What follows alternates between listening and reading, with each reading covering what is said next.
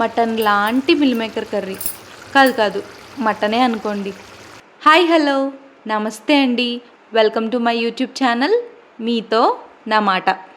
Step number 1, ఇందులో మనం ఏం చేయాలంటే సోయా చంక్స్ లేదా మిల్ మేకర్ అంటాం కదండి, దానిని సాఫ్ట్గా చేసుకోవడం కోసం వేడి నీళ్ళల్లో వేసేసి ప్లేట్ పెట్టేసి ఒక 2 to 3 minutes పక్కన పెట్టేయండి.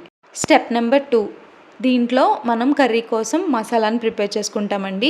సేమ్ చికెన్ మసాలా మనం ఎలా ప్రిపేర్ చేసుకుంటామో అదే ప్రాసెస్, అవే ఇంగ్రీడియంట్స్: జీలకర్ర, ధనియాలు, దాల్చిన చెక్క, లవంగాలు, యాలకులు, గ్రేవీ కోసం కొంచెం జీడిపప్పు, అలాగే గసగసాలు వేసుకుని స్మూత్ పేస్ట్ కింద చేసుకోండి. అలాగే టమాటో ప్యూరీ కోసం నార్మల్గా ఎప్పుడు చేసుకునేలాగానే చిన్న చిన్న పీసెస్ కింద చేసుకుని దాన్ని కూడా స్మూత్ పేస్ట్ కింద చేసుకుని పక్కన పెట్టేసుకోండి.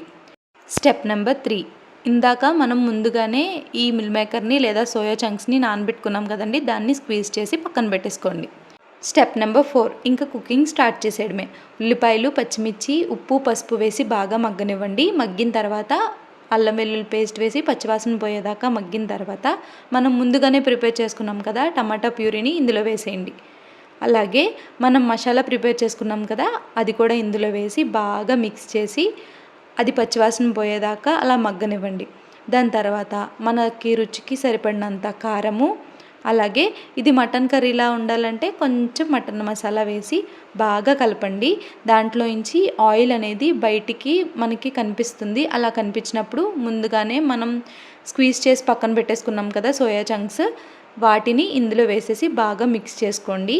దాని తర్వాత మనం ప్యూరీని ప్రిపేర్ చేసుకున్న దాంట్లో, అలాగే మసాలా ప్రిపేర్ చేసుకున్న దాంట్లో మనకి సరిపడినంత వాటర్ వేసుకుని దీంట్లో వేసేయండి. మధ్య మధ్యలో కింద అడుగు అంటకుండా అస్తమాను చూసుకుంటూ బాగా కదపండి.